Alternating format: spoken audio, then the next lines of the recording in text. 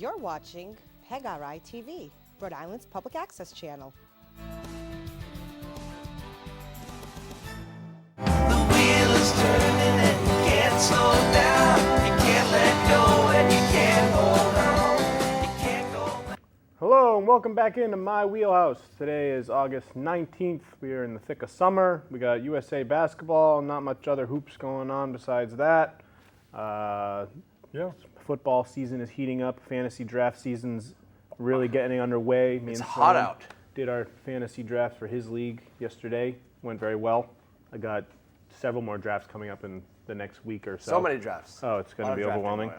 I've been doing golf and tennis and baseball. Yeah. Oh, that sounds fun too. What's you got a chump from any of those three? Well, I just had a thought, I guess, when I was watching those sports and a little football, is that right now we're seeing four undisputed GOATs of all time getting to the very end. You know, Serena Williams in tennis, and Roger Federer and his side, Tiger Woods, obviously, and Tom Brady. And I was wondering who would be the NBA equivalent? Probably LeBron, huh? But LeBron's not close enough to say that about yet. He's got more time left. Yeah, he's got more time left. But those are like generational, beyond generational talents that are GOATs that are all getting closer as you're watching them. And you can still watch them; they're all there, but they get beat now. That's true. Except for Tom.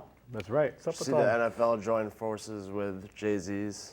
Yes, it's still up in the air in terms of what the specifics are of the partnership, but I'm curious to see what comes out of that. Might make the halftime show better. Right, maybe he'll be a part owner of a team or something. Who knows? But we got a PR move. Right, we got plenty to get into. The schedule was released earlier last week, so all those games have been pumped out. We'll talk about how that affects the Celtics and other teams all across the board.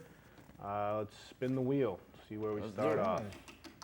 Wheel still works nice. All right, so I started off when I sent you this category, I just wanted some hot takes about rookies, but then not too long after I sent you that, the rookie survey got released that they take every year of the incoming rookie class about their peers. They judge how they really think about one another with simple things like who was the steal of the draft, who's the most athletic, who's the best shooter, but then also more future-based things like who will have the best career and who their favorite player in the league currently is. So I wanted to blend a hot take in with those.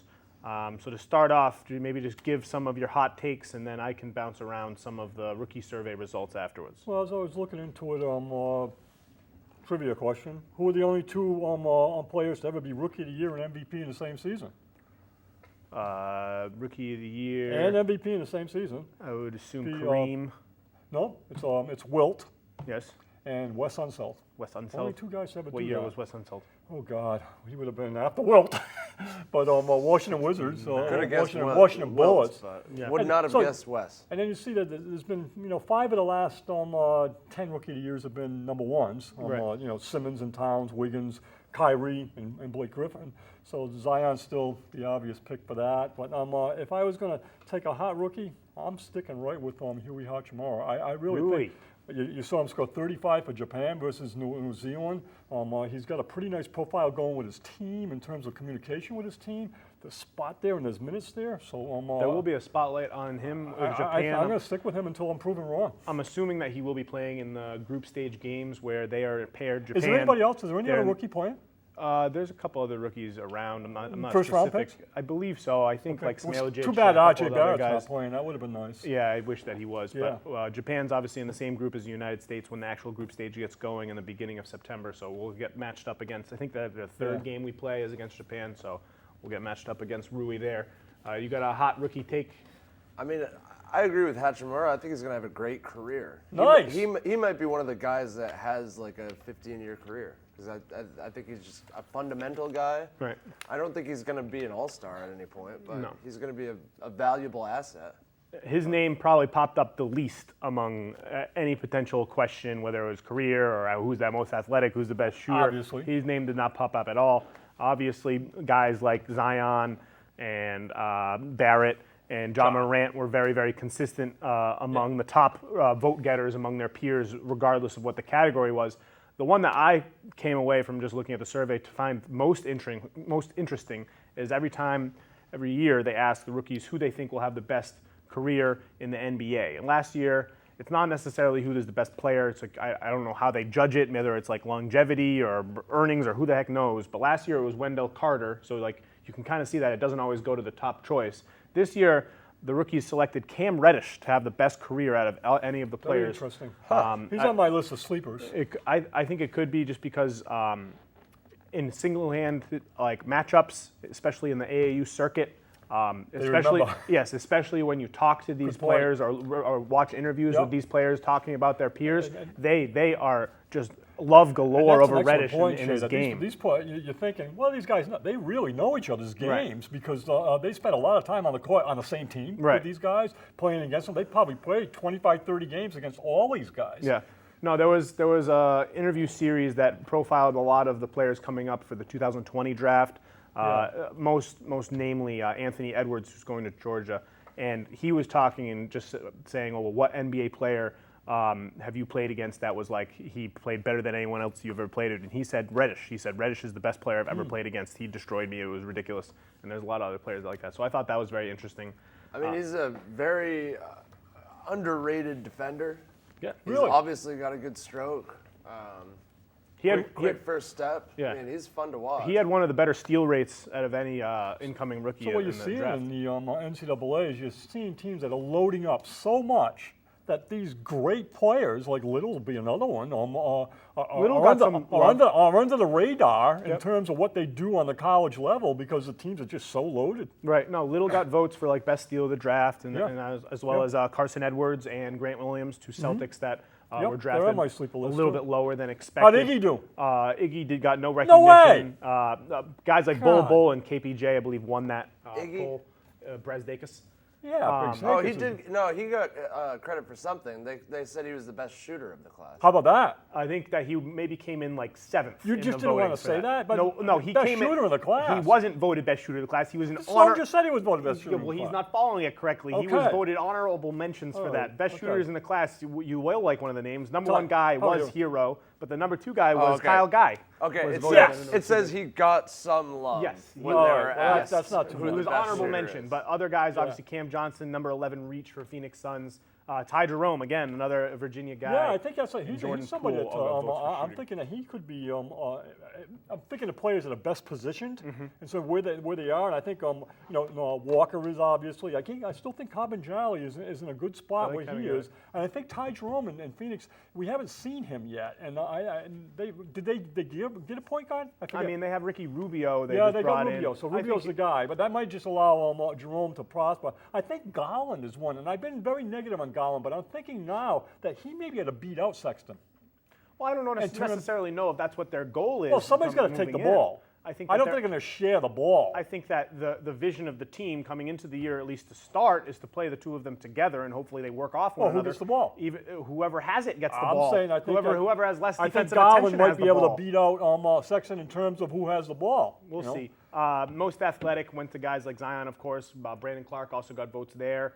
Rookie of the year, everyone He's in a good agreed that spot, it was too. Zion. Best playmaker was obviously Morant. There's a lot of things that you can kind of just pigeonhole to pick what would be obvious. Best defender in the draft. Any guesses for who the peers picked as the best defender? I'm going to go on a limb. They might say DeAndre Hunter. DeAndre but, Hunter was second. He I'm was going second. with R.J. Barrett. R.J. Barrett did not get any I votes like for R.J. that. Barrett defensively. Matisse Thybulle, now in the Philadelphia Okay, 76ers, that's a good one. That's with a good his pick. abnormal Good block pick. and steal rates and production on the defensive end of the ball in Washington, was voted the best defender. So I always think it's really interesting just how they see one another. It's really interesting to see how that really makes them feel like they are stacked up against one another. The final category is always favorite player, and I think Yeah. it's like 7 or 8 years running now that LeBron has won, and he continued that run. A player that jumped up onto this results that wasn't there in previous years was Devin Booker, who is now becoming a favorite Damian among young Lillard players. and almost CJ McCollum also. Lillard was in there. No McCollum. Kawhi, Durant, I thought Harden. McCollum got some. I didn't see any McCollum. The kid in Portland's going to be a good fit too. Speaking of Portland, Simons was it? No, Simons is not a rookie. Oh, but he's a yes, second-year he will guy. be. Yeah. We saw so little of him last year. I Yes. keep forgetting that he's not a Well, he had rookie. that 37-point outburst in the end of the season against the Kings for Sure. playoff positioning. I do remember that. It's just I'm worried about Kobe White. I don't think he's going to have I would very- agree with the worry with him. I think that because of the depth that backcourt is, unless they move Chris Dunn, which they reportedly are trying to do, I think that there's going to be too much too much of a clog there between Satoransky. All of these guys seem to be pretty equal in ability, just they have different things to offer in terms of what the other options on the team are, whether it be Levine, whether it be trying to get more looks offensively for Markkanen, or now especially Wendell Carter. They're hopefully going to have a long stretch of continued health this season, so I think that they're going to need less offensively from their point guard, and unfortunately that bodes They could poorly use a for Kobe distributor White. as much as anything. Right, but Satoransky's the best passer out of those guys. Markkanen and Carter, they've got 3 potential Right, all-stars. Satoransky's the best passer out of those good. guys, though. That Yeah. team, He can play off the ball. They Satoransky might can play off still the be ball. the worst team in the league. I don't think so. I think that they're a shoo-in to get over 30 wins. I think that people are hoping that they break out to be a playoff team are shooting a little bit too high in the stars, but people that are expecting them to continue to plummet among the bottom 5 teams in the league are being a little bit too depressed about it. We'll see how it goes. It's always good to Optimism. rethink the rookies. Oh, Sloan, tough spin That week is for a you. tough go. Spin week for you. All right, DeMarcus Cousins tragically has suffered a torn ACL. He suffered it in practice. It was a non-contact. Boogie down. I don't know if you saw the video, but it was very low intensity, very low speed. He was just running the floor, and just came up lame on a layup.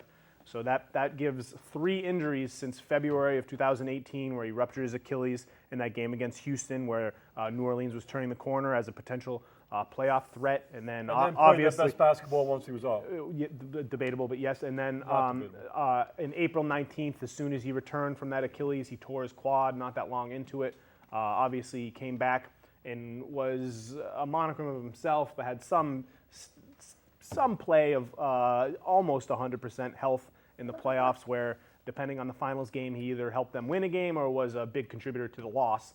Obviously, this is a huge negative for the Lakers, who were hoping. it is not. I mean, it's a It's negative. a plus for the Lakers. It's a negative for the Lakers. I feel bad for the guy getting injured, but it's a plus for the Lakers, believe me. Because they needed just a guy who could play minutes at the 5. I understand what you're saying. This is because not of, a massive blow. I think that for the team. with I mean, what you perennially underrate.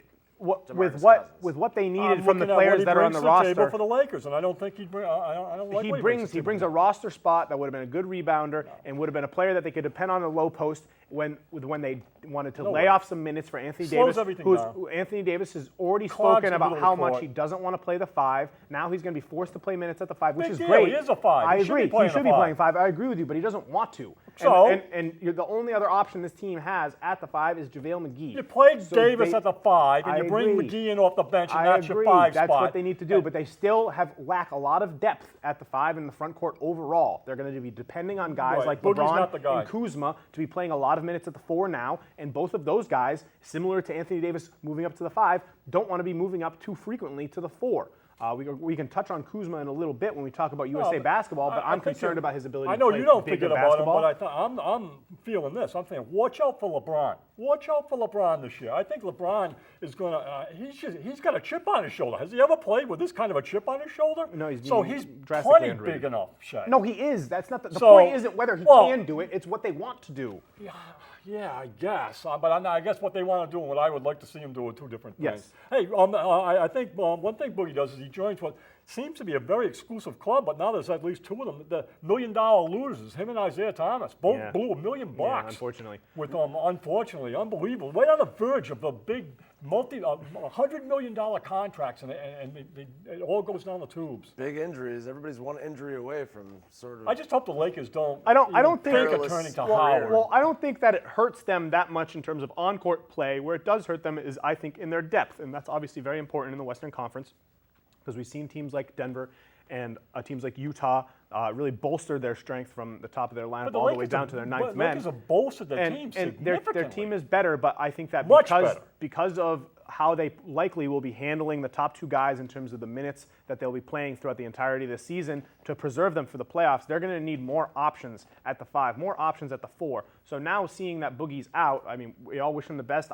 He's always been one of my favorite players. I understand your issues with him. That's perfectly fine. Yeah. I think because of their restrictions that they've kind of hamped on themselves, whether it be through trades and whether it be through signings of giving some bags of money to people that don't deserve it, or maybe just overpaying in general, their options are very limited in terms of being able to sign someone to a lucrative contract, trading someone because they don't have many picks because of the restrictions, because of the Stepien rule. So just some guys that are available that are free agents. Iguodala. Which one do you make sense? He's Iguodala. not a free agent. Well, but he's not somebody that Memphis really wants, right? Right, but the trade market for him is going to be very hot. And again, I Well, think that it's going to be. They're going to take a draft. They're going to draft. They got second-round picks. They got nothing. They got second-round picks. Have they got any young players? No, they don't have. They don't have in the any young trade. players. They got second-round picks. But that's your and they got a match. minimum. That's the type of player they should be taking instead of Iguodala, instead of Boogie, instead of Howard, instead of Melo. They should be looking at somebody like Livingston or like Livingston's Iguodala. available. Well, I think those are the type of guys that will help them. I think that and not Dwight Howard and not Carmelo Anthony. I think that the rumors of them just having outside discussions with Dwight Howard about potentially bringing him in, I think that's a lot more wind behind sails that were probably put there by people in Howard's camp, not necessarily by people in the Lakers front office. But they went for Boogie. If they went for Boogie, you're going to be thinking they're going to be thinking seriously about Howard. I don't think that a minimum contract, 1 year, non-guaranteed contract to Dwight Howard is the worst idea. There's plenty of other guys that are all around the same area of ability as Dwight that I think would make sense. These guys are available on the free agent market right now. I think any single one of these guys would be a perfectly fine addition to their team just to help their depth for the regular season so that there isn't such a large minute toll on Anthony Davis playing at the 5, even though that is his natural position where he should be playing most effectively. On free agent market right now, Kenneth Faried, Nene, Joakim Noah, Amir Johnson, Patrick Patterson, Marcin Gortat.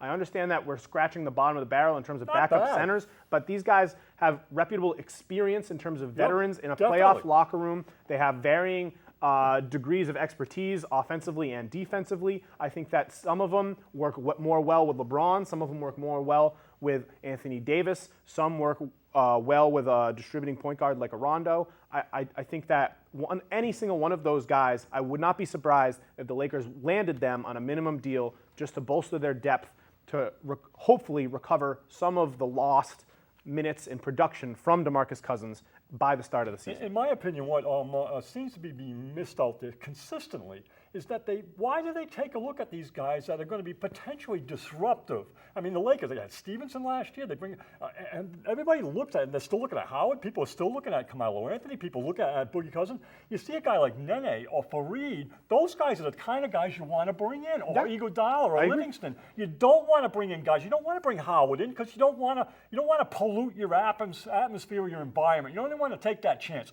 If you're a coach or a GM, I can't understand why they would want to even take a chance on that chemistry going crazy by bringing those kind of guys because in. There's other guys. A lot of the time, LA is about big names and stars and getting people in the seats, and it's showtime.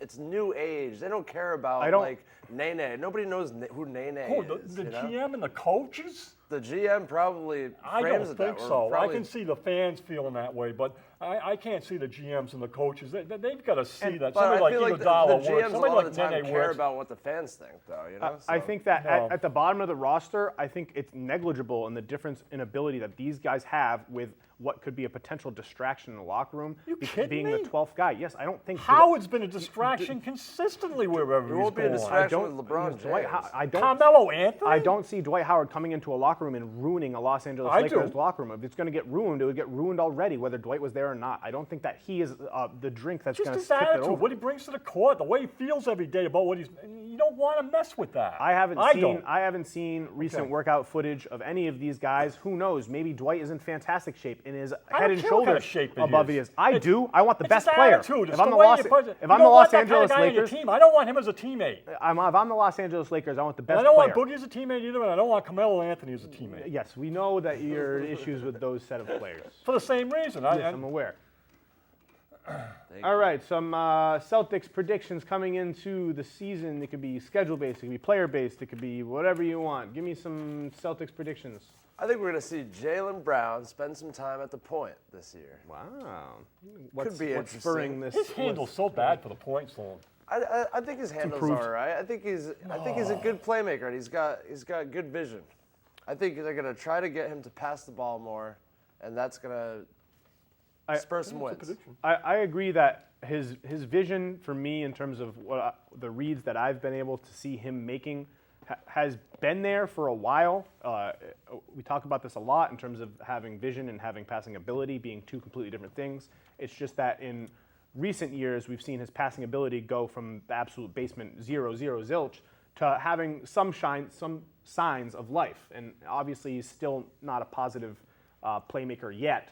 But because of that institution of just foundation of vision that he has already, and because of his dedication to the game and willingness to improve in that area, I have seen, obviously in this USA basketball stretch and throughout the playoffs last year and the second half of the season where he really turned it on and was one of the more consistent players for the Boston Celtics, he does have increased knack to find the right guy at the right time, specifically off his drives, which I think that's where he provides the most value offensively as a creator, is collapsing the defense with his athleticism off the dribble, which I agree isn't fantastic, but it is. But it's when he attacks the rim, he does collapse the defense, and if he can find outside shooters, perimeter scorers off a kick out, I think that is an incredibly valuable skill that raises him up just that extra notch. And I agree with you. I wouldn't be surprised if we saw him play some lineups.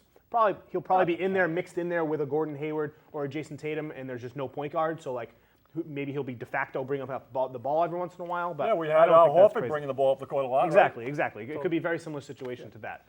You got a Celtics prediction? I got a bunch of them. Okay, I'll just go ahead. I think Marcus Smart is the sixth man. I predict he's going to be the sixth man. Okay, reasonable. I think Tice is going to be your backup five. He's going to be your backup five to Cantor. To Cantor? Cantor. Hate it. Okay, that's what I'm saying. You don't want Cantor to start? I think obviously the biggest question mark on the team is Gordon Hayward. Yes. I think that's the biggest question mark on the team. I think Carson Edwards is going to be the leading scorer off the bench. The leading scorer off the bench, Carson Edwards. Okay, sure. I think halfway through the season in February.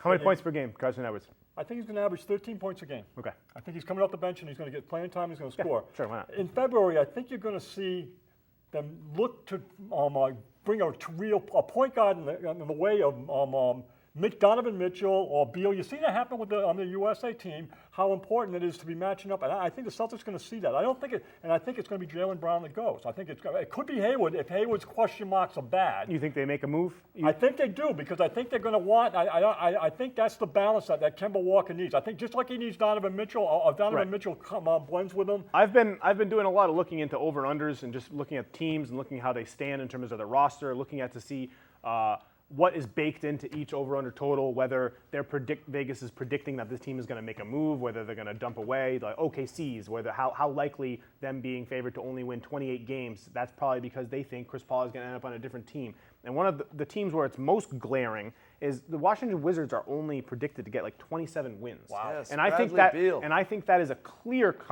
correlation with them predicting Bradley Beal being on the move. And I think that the Boston Celtics would love to have their hat in that ring. Obviously, I love Jaylen Brown, so it makes me nervous to think about him departing. But I think that absolutely could be a competitive package with what picks the Boston Celtics have left in their Trevor Trove. And I think that paired with Jaylen Brown, I would not be surprised if come around to January, if this team is performing well but not at top Milwaukee or Philadelphia level in the Eastern Conference, and they want to make a move that can separate them into that tier or potentially above that tier, I would not be surprised if we threw our hat in a Beal ring that was beginning to look a little bit more tumultuous, because I do think that Ted Leonsis and the Washington Wizards are going to start the year. Everything is clean slate to start anew. They're going to give Beal plenty of usage, but maybe bring his minutes down a little bit to try to say, hey, we're looking out for your greater interest in the moving forward. Check out Rui Hachimura, he looks pretty good. Check out Thomas Bryant, he looks pretty good. But I think by the time a couple months roll by and they're looking at a 9-25 record, I think that's when Beal. We've seen it obviously in several instances in the past couple years. That's probably what he will exercise his power in terms of a player that is in the following season will be entering free agency as a guy saying, hey, I'm probably likely to leave. I love it here, but if you want to get the most out of me, I suggest you looking into trades. And I think that the Boston Celtics, I think that the Denver Nuggets, I think that certain teams that are going to be top 4 seed caliber players. I wouldn't look out for the Brooklyn Nets. I think that there's going to be a lot of teams in that trade market really trying to garner their way to the top. Those teams you just mentioned. Yes, no, they do. One final Celtics prediction. Okay. We'll move forward. I got two. I'll give you both you quick. I think Tremont Waters is going to beat out Wanamaker for third guard by the end Yes, of the I'm season. in. Sold. Yes. I'm sold. I think Taco Fall does not make the NBA roster. So disappointing. I don't It know is, because how I bold love that him. is. But I mean, he couldn't make Senegal. If he couldn't make I wish I read the backstory on that. I know, saved but it I'm and I worried didn't about read that. it. I mean, I love him, but I just It's don't sad think because he he makes the roster. it showed that he has a pretty decent motor, but he's just not sustainable. I'm okay with him getting a ton of run in Maine. I'm okay Yeah. with him being a do a highlight road trip. star Let's do a attraction. Wheelhouse from I'm Maine. in. Wheelhouse, Maine. Let's go Yeah, up to I'm Portland. down with that. That Yeah, let's sounds go do one. fantastic. Portland's such a great city. Let's go find see it. Taco. I Let's bet find you a we can game get on Taco to be Tuesday. on. Let's find a game on I'm Tuesday. working on that. All right, that's your job. Kemba Walker is going to be a top 5 MVP in the voting. Wouldn't it be good if that happens? And he's going to average more assists than he's ever averaged in a season. Yes, I think that's more likely than the What did he average? MVP. 4? No, 5? He six- just averaged six? 6.1, and it was Okay. his highest ever. Yeah. He's going to average 8. Which is more than points. Kyrie, right? 7.2. maybe 7. Kyrie's highest? Yeah. Kyrie's highest, I think, is more than 6.1. Okay. I think Oh, his for Kyrie's sure. highest is like Yes. 6.8. Okay. Did you see what Jason Tatum said? He About said what? he's going to average over 20 points a game. Yes. He's Yeah. going to be an all-star, Yeah. and the Celtics are going to the championship. Yes, I'm in for the first two. I hope the third is correct, but we'll see. That depends more on If he's other going to go factors. that bold, why didn't he just say we're going to win the He's shooting championship? so well. I hope that carries over. That's what you want to see. And him and Kemba playing together, all of that. I like his facial hair, mutton chops. All right, the all-decade team. So NBA.com released 3 teams: first team, second team, third team of all-decade teams. I think they included the 2009-2010 season, so that was the first season all the way until obviously last year. Their teams went as follows. First team was Steph, Harden, LeBron, Durant, Kawhi. The second team was CP3, Westbrook, Anthony Davis, Blake Griffin, Carmelo Anthony. And the third team was Dwayne Wade, Kobe Bryant, Paul George, LaMarcus Aldridge, Giannis Antetokounmpo. It was interesting to look into, and I believe Sekou Smith was one of the main guys that contributed to this. Obviously, he's a prolific NBA.com writer. And he was on a podcast with Ben Golliver, maybe, and talking about kind of like the process that they went through deciding what was going to be contributing factors and what was weighted where. On the actual article itself, where it was released, they put with it the All-Star appearances, All-NBA appearances, points per game, rebounds per game, and assists per game. But obviously, they factored in things like MVPs, championships, and so on and so forth. With these 3 teams, where are your biggest issues? Do you think that before we get to snubs and before we get to your specific teams that you would make if you had the ability to do this, with these lists, with these 15 players, who is too high and who is too low, and what do you think overall? Well, you got the obvious one. I think for me, and I think everybody would agree that Melo is not. That's not a good spot for him. But what's hard about this is that you've got guys that you don't know, like D Wade and Kobe. Aren't they shouldn't they be in the other decade?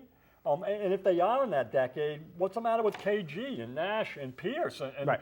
who gets in, who gets out? And then you got guys like Giannis, and you say, well, can we include other guys like Giannis and eliminate guys like Kobe and D Wade? That's my biggest problem with Right. it. And what were their parameters on that? You know? I mean, it's very difficult to do this sort of thing because you're getting the tail end of some really, really great so I players. eliminate those guys. Kobe's had some, pretty rough years From 2010 in the forward. 2010s because his teams were so poor. Right. And I think that's why he. So was he won on a the championship third. in the first year of this sample size. Yes. And then his and a Finals MVP. Right. And then his 2011 was strong. His 2012 was strong, and then 2013 was when he suffered the Achilles injury, and then every year after that was deplorable. Okay. So I think that, me personally, I wouldn't have had Kobe on the list. I understand why they did. I wouldn't have had Aldridge on the list. I understand that he's put up numbers. I think that one of the most notable statistics that they said for Aldridge's argument was that I think he's 5th overall in total points scored of the 10-year span,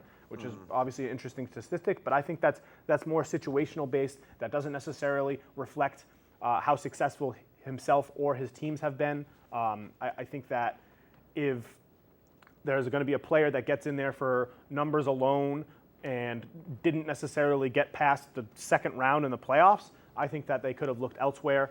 And then I agree with you that Carmelo Anthony was too high, but I do think he deserved to be on one of the teams. So I think that I moved him down to the third team when I did my list, because I think that up until essentially 2016, he was a consistent 28 a game, and you could guarantee that his team would be a second-round playoff team, whether it was the Nuggets at the tail end or the Knicks for most of those years. Obviously, that there was varying issues depending on the year, and there's a whole lot that comes with you having him on your roster. But I think that he has the accreditation that deserves him and warrants him a spot. Overall, I do think that he was just a little high. What are your takes overall? I mean, I think it's also interesting that Giannis made the all-decade team because he's only broken out in the past couple of seasons. Yep. But I suppose just because he got an MVP, he's included. Yeah. Well, it was him and Kawhi are in terms of like combined All-Star appearances and All-NBA appearances. Every single one of these guys has over 10 combined things. Kawhi and Giannis both have only like 6 combined All-Star appearances on NBA. And it's because of that. It's because they've arrived on the scene recently. But because of their prominence and their dominance in the most recent years, and because of that recency bias, I think that they deserve a spot there. I really do. I actually moved Giannis up. Right. So let's get. Well, to, I mean, I would have. Let's get to the actual teams. My first team, I kept it exactly the same. Yep. I thought I liked their first team. I do too. I think it made sense in terms of accolades, championships, individual accolades, statistical accolades. No matter what, I think that they made sense. Who was going to bring your most towards winning? And then I think the second and third team where it gets interesting. I debated moving Blake down as well, but at the end of the day, I kept him there. And I kept the other 4 guys. The only guy I moved down was Carmelo Anthony, and I moved a guy onto the forward into the second team that wasn't even on the third team at all. I moved Tim Duncan onto the second team list. I thought that was very interesting. I think it was kind of an embarrassing slight to put a player like Kobe Bryant on the list and not put a player like Tim Duncan on the list. Obviously, Tim Duncan had a much longer stead of playoff success where he was the primary, if not primary, secondary responsibility towards his team succeeding in a much longer, prolonged distance of time than Kobe did. And I think that he was much more crucial in his team's success. So I think that he deserves to be on the second team. But other than that, I kept Chris Paul, I kept Westbrook, I kept Anthony Davis, and I kept Blake Griffin. Yeah, it's crazy that second team, nobody on that list has won a championship. Right. 0. Wild. We got Russell Westbrook with an MVP, and then a lot of these other guys, whether it's Chris Paul in the earlier part of the decade with Blake Griffin on the Lob City, always falling just a little bit short in the postseason, but their statistics, their MVP race finishes, I believe Blake has had multiple top 2 or 3 finishes in an MVP. The same goes for Chris Paul. I think that they deserve to be up there. Anthony Davis, we know about his talent. Again, it all goes into balance into what you're judging, whether it's team success, how responsible you are for that, whether it's your individual statistical output. And it's interesting. I think that Anthony Davis makes sense here as well. So obviously, for me, Melo doesn't make any one of the 3 teams. Right. So who'd you move up? I put Kyrie Irving in the second team. Whoa, Kyrie. Okay. I just think talent-wise. Ouch. No. Come on. Sorry. He's as good. You don't think he's as good as Russell Westbrook? Well, it's in terms of the decade. I mean, yeah, he played a lot. He put a lot into that decade. He's got the world championship. Westbrook is.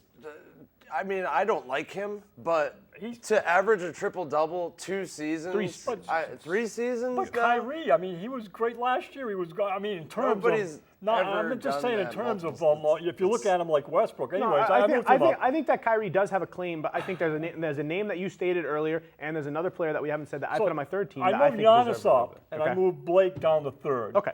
And I think with Giannis, like I've been watching some of the USA basketball stuff, and overseas, you're seeing Giannis. They played Serbia, and they played wow. Yeah. What you seen Giannis? It's just Giannis. It's Giannis. I don't know what the hell's going on with him. Is he going to burn out playing like this? No, he's trying very hard. He is really getting after it, and he really looks great. Yeah, he looks really good. I can't say I don't know. He's the best player in the tournament. I would be putting him at the top of the second team and saying that guy's just so freaking good. We talk about guys like Kobe and stuff like that. I mean, a lot of people saying Dirk. Yes. Okay. So was your second team different at all before we get to the third team, where probably there are the most changes? I like Dirk. I think Dirk should be on the second team. He was the best player on a championship team. So you had Dirk instead of Melo. Did you have those other guys? You had those other guys as well? 11. I just didn't have Harden on the first. Yeah. I think Harden's inclusion in the first. Who did you have up there instead? Who did I have up there? Who did you have up there instead? Oh, I don't even remember. Moving down to the third team. So like I said, I moved Carmelo Anthony down to the third team. I took 3 other guys off the third team. I took Kobe off. I took Aldridge off. I spoke on why I removed both those guys. And then I love Paul George, and I think that his success in the NBA and his playoff battles with LeBron James on the Indiana Pacers and his recent incredible season with the Oklahoma City Thunder as the third MVP vote getter, I obviously think that warrants him a lot of praise and acclaim overall. I just don't think it warrants being considered one of the 15 best players of the past 10 years. I think that's a little bit too high. Maybe if it was the top 22 players or something like that, I think that's where he would fall in place.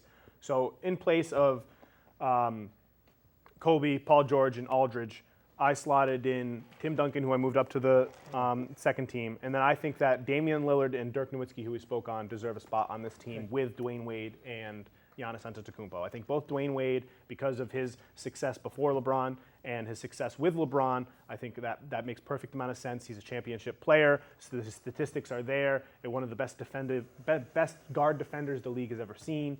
I think he absolutely deserves a spot there. I think that Lillard, I think it was a slight to him to put a player like LaMarcus Aldridge, who the two of them have a pretty similar statistical output. I understand Aldridge has been doing it for a little bit longer, just in terms of the entirety of the decade.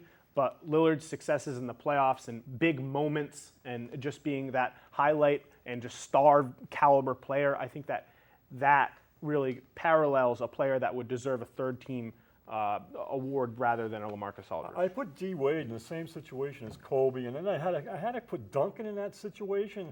I'm just thinking that those guys are too much at the beginning of the decade. So reasonable.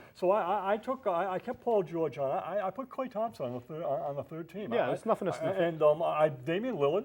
I kept Blake Griffin there because I think his career is right there. Yeah. And then one you won't like, but I think with everything that happened with that team, I think Draymond Green deserves to be one of the 15 players just because that team succeeded so much and he means so much to that team. And on defensive end, the things he does statistically defensively, and I don't know who I'm eliminating by having him on, but I'm not going to take Dirk. I'm not going to take D. Wade. I'm not going to take Kobe. I'm not going to take Tim Duncan. Yeah. Maybe I should. Obviously, I'm against that. Like if you switch Draymond Green and Dirk Nowitzki, the Mavericks would have never gotten to the heights they got with Dirk. I would definitely put him on the all-defensive decade team, but I wouldn't put him on the that's a completely different award. all-decade This team. type of stuff is fun to talk about. I went back and I looked at previous decades in terms of first, second, third teams as well. Maybe that's something we could do in the future, but it's always something fun to talk about retroactively looking back as we round our way into the 2020s.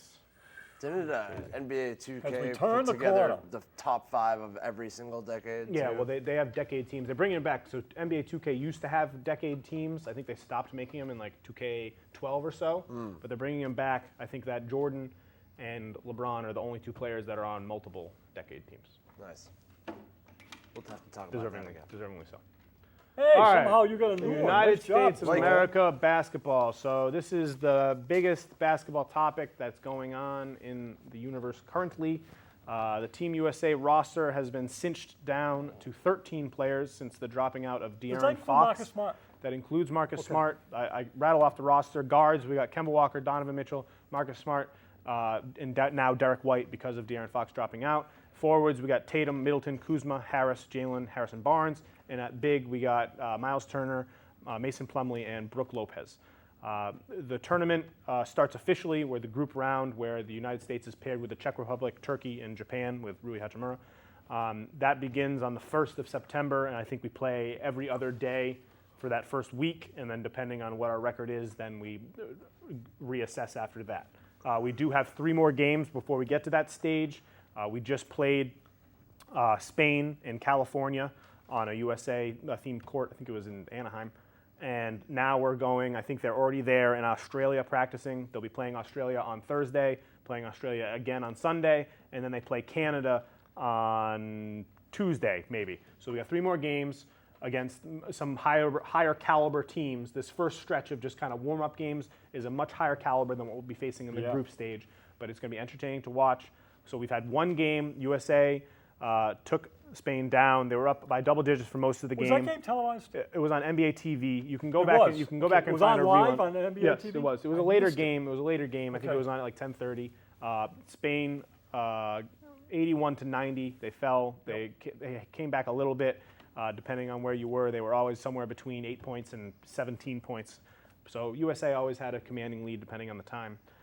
Just some overall takeaways. It was very balanced. The top minute getters for the USA team would be as you would predict, with Kemba, Donovan Mitchell, and Tatum all right around 22 minutes. And then after that, players like Middleton, Kuzma, Joe Harris, a lot of forward emphasis on swing players. There was a lot of people playing up positions. There was time where Harrison Barnes was the 5. There was times where Kuzma or Tatum was the 5. And you could tell that they were really trying to be a fast-paced offense with a lot of shooting and a lot of ball movement and a lot of player movement. And I think that was conducive to playing just smaller players overall. So Miles Turner and Plumlee both played about 15 minutes. Brook Lopez only played 9.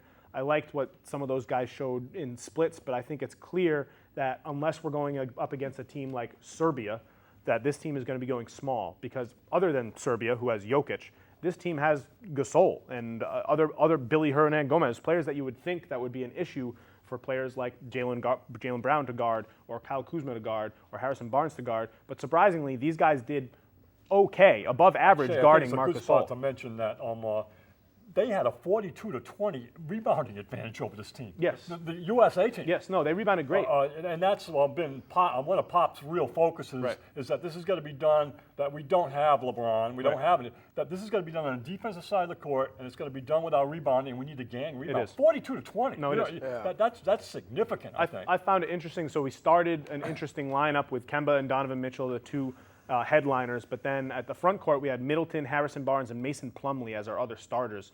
That lineup itself didn't play many minutes together. The closing lineup was Kemba, Donovan Mitchell, Jason Tatum, Middleton, and Brook Lopez. And that lineup paired with the same exact lineup but with Jaylen instead of Donovan Mitchell, that was when I thought the team looked best. There was a stretch in the second quarter, and then it was a stretch in the fourth quarter where these two lineups played together. That was where I thought the ball moved the best. That was where I thought the players moved the most. That's where they were getting the highest percentage, highest value shots, and that's where they showed the most energy and communication defensively.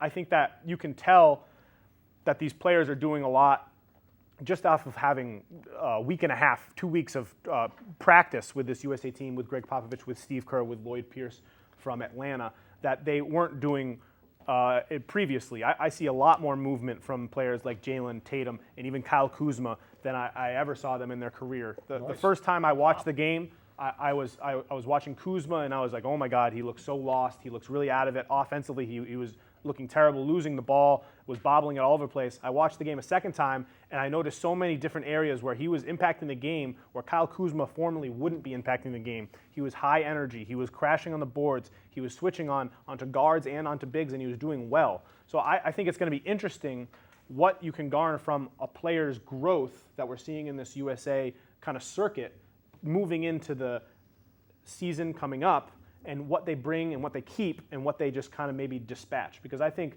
players like Kuzma, players like Tatum, these players are learning valuable skills that I think will translate. Kuzma needs to be less of a call my own number guy and more of a energy rebounder, fly everywhere, catch and shoot.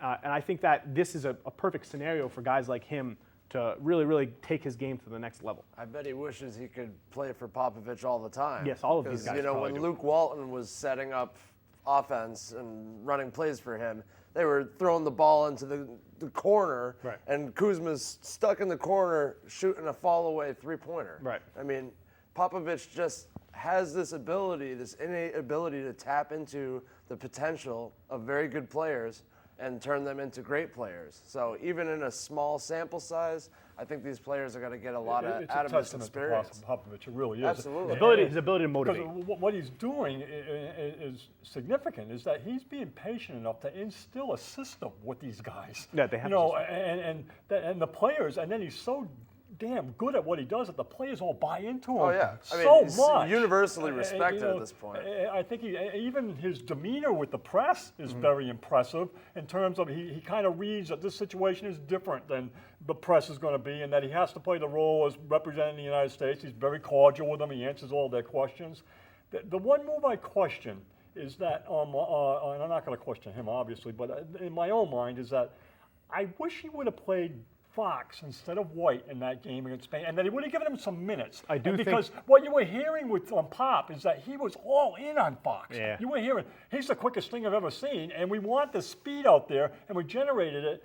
I wish he would have played him in that game, Well, and that maybe that would have worked. I agree with you 100%, and I do think that's probably one of the contributing factors to why De'Aaron Fox did bow out, because he's saying, "Hey, I only played 6 minutes in this game. I'm technically based off of minutes and based off of like offensive load. I'm the fourth option at the point."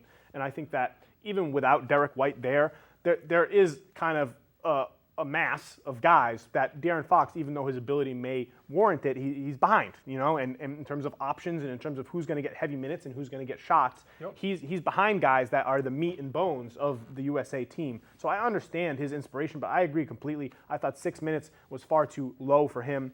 Derek White only got 8 minutes, but it's obvious that Pop has an affinity for White for good reason. I mean, Derek White's great, and I think he deserves to have a spot on this team. His two-way potential, his ability to stretch the floor, which he didn't have even just a year ago, I think has improved drastically. Just some standouts overall. I thought that Joe Harris looks incredible. I think that he's one of this team's stalwarts. I think he's a shoo-in to make this team. Trying to project what the because they're at 13 right now, so there's going to be one guy that's gone. I'm trying to place who that might be, and I think it's going to be one of Kuzma, Jalen, Harrison Barnes, or Plumlee. And I wish it was Plumlee, because Plumlee's the worst player of that group. But I think because of the fact that there's only two other bigs, and because of he has that history of playing on that stage of the FIBA ball, and he has that Duke mentality and the connection to the program already formerly with Coach K, I think that he's kind of going to just get slotted in. So that's where I think it's going to break down between Kuzma, Jalen, and Harrison Barnes. And where I think it's going to be the dividing factor is who can defend most versatilely and who can hit the most open shots. And I think that bodes extremely well for Jaylen Brown in comparison to these other guys. I saw Jalen and Harrison Barnes both do a very, very miraculous job defending 4 positions, and in some cases for Jalen, less specifically than Harrison Barnes, 5 positions. I thought that his defensive intensity and his defensive awareness, besides one backdoor cut where Juan Hancho Gomez got around him, it was always top-notch. He looked really, really good, motivated there. I think he's showing signs of being that electrifying perimeter defender that has the ability to switch onto bigger guys that we were hoping for from him earlier in his career. And I think that he has the ability to catch and shoot and create. And like we said, he's showing flashes of playmaking that wasn't there before. I know I talked up Kuzma to a degree in terms of his energy, but overall, I do think out of everyone on the roster, sans Plumlee, because he's the worst player, Kuzma did look the worst. I like certain parts of his game that I didn't see the first time, but he was very indecisive. He was probably the most turnover-prone player that was on the court at all times. I noticed immediate drops in intensity from the team when it was a sub for Kuzma in for Chris Middleton, or a sub for Kuzma in for Joe Harris, or for Harrison Barnes. There was 3 instances where the team was playing well. They got the lead back up to 17, and Kuzma subbed in, and then all of a sudden the lead was back down to 10. And I think there was some type of correlation there. I don't know whether it's from motivation from Kuzma or what it is, but I was a little unnerved overall. Even though there were good signs from him, I was unnerved overall from what I saw from him. That's a good take, Shay. I like that. You gave me a lot of information there. I would have thought maybe Smart would be because he hasn't played at all, and that I think he's locked in. And then I was thinking that maybe they would be Brook Lopez, because he doesn't seem to fit the style that they're looking for, but they do need the big. But I thought what I hear from you, I think it's going to is Kuzma. I mean, Smart's such a Popovich guy. Too, right. Yeah, but he hasn't played.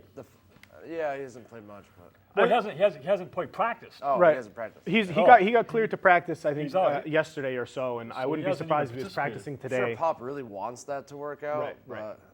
And Lopez, it seems like he's kind of the odd man out, but they do need that big body just in case they go up against. It's so unfortunate because I really liked what I saw from Lopez. Yeah, that's what I'm hearing. I think that Miles Turner. I think Miles Turner is probably the best player, certainly the best prospect out of the front court guys.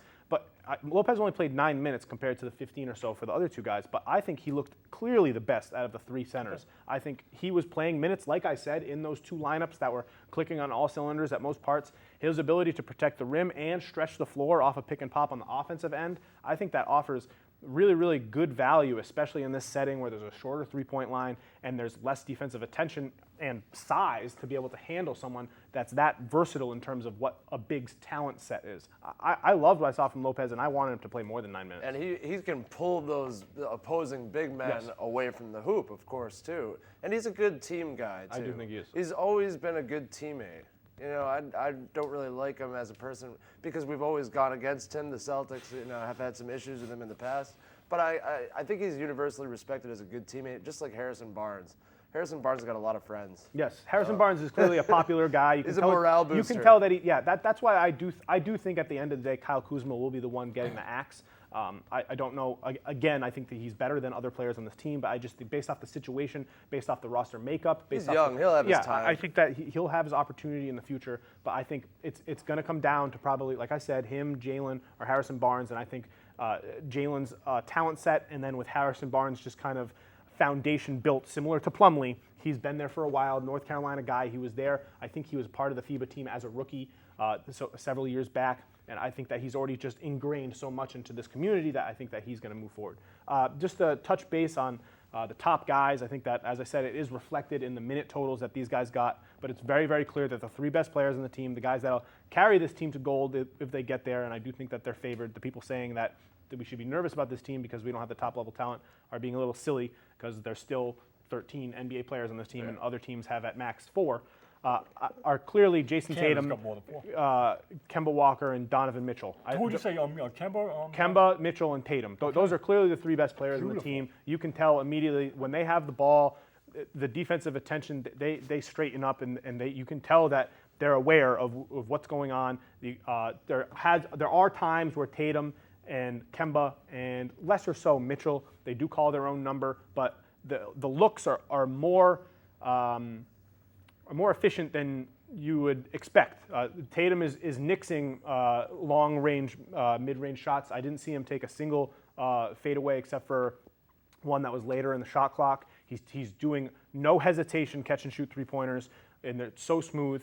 His ability to attack the rim is becoming much, much better. He is doing kind of, last year, one of Jalen's favorite thing is he drives and then pivots and does a little fade from 8 or 10 feet away. I see that Tatum's starting to do that a little bit more, which is okay. It's a better shot than the shot from 18.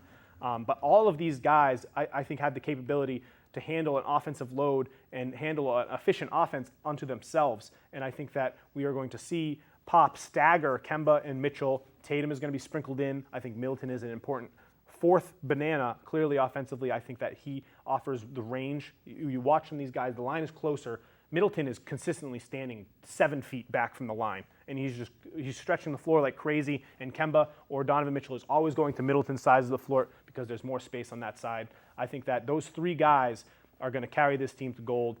It's going to be 20-point performances from as each you're of them. talking, thoughts are coming out. I wish Brad was an assistant on this team because I think what you're seeing is from Popovich is it's a master class in team building. Yes. And I think it's vital for us because you're seeing Kemba and you're seeing Tatum and you're seeing Marcus Smart. They're all taking this class in team building. What's important? What's important to bring to the table as a teammate? And that's going to carry forward. There's some things that Brad could still learn from Popovich. And I didn't realize that as much before. But his thoughts, I'd love to hear. I'd love to be there, seeing what's going on as far as how he's doing this, how he's building his team, because he's amazing. Absolutely. He's as good as there is. And team building involves a lot of the time in the NBA ego management. All of that. It's instilling in your unit what you want them to do on the court and off the court. Yeah. And that's where we missed it last year with Kyrie, is that I think Kyrie retreated to his inner sanctum, and you didn't see a lot of him with his teammates, and Pop will not let that happen. Pop will not let that happen. He considers it just as vital what happens with this team building thing off the court as on the court. Make sure it happens. On Spain, my highlight player on Spain, I thought the best player in Spain was Sergio Llo. I want this guy to be in the NBA so bad. He has crazy range. He has just fantastic European touch. He has that swagger where he can get wherever he wants on the court. He's much older now, but I remember it must have been 5 or 6 years ago where he got drafted as like a propensity second-round pick, but just never came over. I want him to come back because that guy can really spray the ball. My final thought was you got to expect a lot of highlight dunks from these guys. Tatum attacked the rim maybe 3 times in the first half, and he had 1 poster and he had 2 that were right there being incredible. And Donovan Mitchell obviously is an explosive guy. We've seen several big slams from Jalen. I think that this is a great environment, even though I do think this team is more motivated with an aggressive mentality to be defensive focused. and focused on the boards and focused on finding the right shot, I do think that this is still going to have the exciting allure of that kind of exhibition type feel game where there's going to be plenty of alley-oops, plenty of dunks, all that. So for the people that, I want to touch on the negativity that really centered around USA basketball overall. It was obviously really churned up because of all the dropouts of players and because of its proximity to the start of the season in comparison to years past, and because of its back-to-back factor of being right next to the actual Olympics following next summer. But I think that it's been proven, or not proven, but it's been clear that if you look back, these FIBA tournaments and USA basketball overall, they end up producing some career years from players. And once players go through this funnel of coaching and of learning and of exposure to just high-level basketball and high-level teammates, and this travel and this camaraderie that they build, not necessarily with one another, but just with the sport of basketball overall, that they are translating that into career years. We saw it from Steph and from Fareed. His best year ever came after that FIBA tournament where he was a breakout player. We saw it from Harden. We saw it from LeBron and Melo earlier on. All of these guys, they take a lot. They take a lot from this, and I understand that the FIBA World Cup is secondary to the Olympics. Probably you've never seen 4 players from the same team on a roster. No, I don't think so. But I just this could be significant for the Celtics. What you're saying and there. I think obviously for basketball nerds like ourselves, this is in some ways more interesting. We're finding out information about players that we would know less about if it wasn't for this showcase. And I think that if it was just the headlining guys, if it was just Anthony Davis and all that, we were winning every game by 60. I think it's a different animal. In line with that, what's really interesting, there's a lot of parity out there with the other teams. So that you got Canada, Australia, Spain, Serbia, Greece. These are all going to be nice games to watch, and you're not going to have all these expectations that we should be winning by 40 all the time. No. I'm waiting. I think CJ McCollum's kind of a chump for what he said. What did he say? That players might have dropped out because they're worried that they're going to lose. That players might have dropped out because they're worried that they're going to get hurt. No, it's not the Olympics. No, I mean, all these kids have great conditioning. It is a long way to go to China and a long way to go to Australia. I can see Fox saying, I'm not going to Australia for 5 minutes a game. I usually love CJ McCollum. When CJ said that, it was in response to what's his name, Jordan Schultz or whatever. I mean, obviously he was leading. Right, he let him in. He let him in with. Do you think that this team is more likely to lose, and do you think that's the reason that people are dropping out? So he kind of just bounced it back off of him. But I do think he was serious with injury concerns, and I mean, who knows? I think that it all falls in line with the managing your injuries that you have, or managing your load in general in terms of trying to remove likelihood of future injury. I just think for the benefit of the league, he could have spun it a little bit more positively.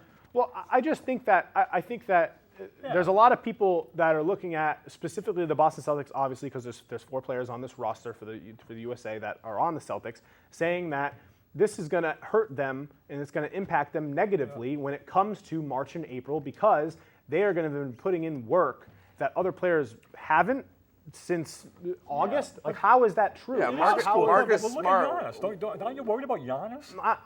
Aren't these players working out and training hard every day? Aren't they playing basketball no matter what? Giannis is playing right now. Yes, I know, but their pickup games in LA and their pickup games wherever they are. I just think that there's so many. Carmelo's playing in those games. How tough can they be? There's so many more positives that you can gain from a USA basketball experience than there are these negatives that seem to have appeared out of nowhere. I think before these players are bowing out, before they were saying no, thank you, there was never this connotation that it could hurt you. There was never this connotation that if you're participating in this means that you won't be able to perform in the playoffs that following season. That was never an idea that people forward to the Olympics at all, or that they'll all be back on board. Well, I think that immediately players are back on. The Olympics have a completely different allure than the FIBA does. FIBA doesn't matter as much at all. And see, one of the things that CJ said that was, I thought, one of the most true things is people would have went on if they thought it meant if they play well here, that means they have a chance at the USA team. But everyone is aware. Chance at a gold medal trumps everything. Right. Everyone is aware that, hey, these big guys, the Anthony Davis, the James Harden, the Steph Curry, if they want to play, they have a spot no matter what. So no matter if I'm CJ McCollum, no matter what I do on this USA FIBA roster, it's probably not going to translate into an Olympic roster.